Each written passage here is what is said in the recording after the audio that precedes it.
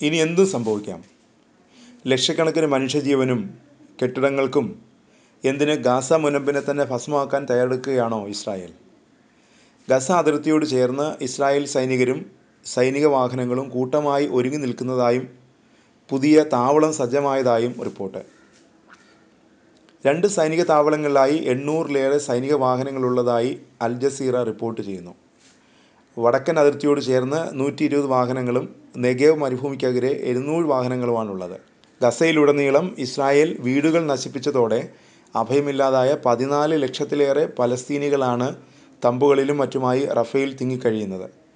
ഇവിടെ കരയാക്രമണത്തിന് ഇസ്രായേൽ സേനാവിന്യാസം അവസാന ഘട്ടത്തിലാണെന്നാണ് പറയുന്നത്. റഫേൽ കരയാക്രമണം നടത്തിയാൽ മനുഷ്യ ദുരന്തമാകുമെന്ന് ലോകമൊന്നടങ്കം മുന്നറിയിപ്പ് നൽകുന്നുണ്ട്.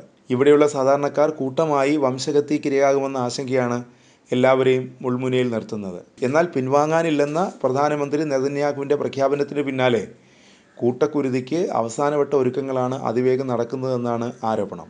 ഉപഗ്രഹ ചിത്രങ്ങൾ നൽകുന്ന സൂചനകൾ പ്രകാരം ഗസയ്ക്ക് പുറത്തായി 9 സൈനിക പോസ്റ്റുകൾ ഇസ്രായേൽ തയ്യാറാക്കിയിട്ടുണ്ട്. 3 കഴിഞ്ഞ വർഷാവസാനവും അവശേഷിച്ച 6 ജനുവരി മാർച്ച് മാസങ്ങളിലുമാണ്. ഗസയിൽ ഉടനെയൊന്നും സൈനിക നീക്കം അവസാനിപ്പിക്കാൻ ഇസ്രായേൽ ഉദ്ദേശിക്കുന്നില്ലെന്ന സൂചന നൽകുന്നതാണ് പുതിയ വെളിപ്പെടുത്തലുകൾ. ഇസ്രായേലിന് $2600 കോടി സൈനിക സഹായം US പാസാക്കിയിരുന്നു. 2 ലക്ഷം കോടി രൂപയിലേറെ വരുന്ന ആയുധങ്ങളും അനുബന്ധ സൗകര്യങ്ങളും പുതുതായി US വക എത്തുന്നത് ഗസയെ കൂടുതൽ ചാരമാക്കാൻ സഹായിക്കുമെന്നാണ് വിലയിരുത്തൽ. ഒരു വശത്ത് കൂടി ഇസ്രായേലിന് ആയുധങ്ങൾ കൈമാറി കൂട്ടക്കൊലയ്ക്ക് സർവ്വ പിന്തുണയും നൽകുന്ന അമേരിക്ക റഫ ആക്രമിക്കുന്നതിനെതിരെ സംസാരിക്കുന്നുണ്ട്. ആക്രമണം ആരംഭിക്കുന്നതിൻ്റെ ഭാഗമായി ഏപ്രിൽ 18-ന് US ഇസ്രായേൽ ഉദ്യോഗസ്ഥ നേതൃത്വം രഹസ്യ ചർച്ച നടത്തിയിരുന്നു. സൈനിക നീക്കത്തിന് US പിന്തുണ പ്രഖ്യാപിച്ചതായി ഇതിന് പിന്നാലെ വാർത്തകളും പുറത്തു വന്നതാണ്. സിറിയയിൽ കോൺസുലേറ്റ് തകർത്തതിന് മറുപടിയായി ഇസ്രായേലിൽ ഇറാൻ ആക്രമണവും അതിന് പ്രതികാരമായി ഇറാനിൽ ഇസ്രായേൽ ആക്രമണവും നടന്നത് അവസരമാക്കിയാണ് റഫേൽ കൂട്ടക്കുരുതിക്ക് ഇസ്രായേൽ ഒരുങ്ങുന്നത്. അതിനിടെ ഗസയിൽ റഫയോട് ചേർന്ന് പുതുതായി നിരവധി ടെൻറ്റ് ക്യാമ്പുകൾ നിർമ്മിക്കുന്നതിൻ്റെ ഉപഗ്രഹ ചിത്രങ്ങൾ മാധ്യമങ്ങൾ പുറത്തുവിട്ടിട്ടുണ്ട്.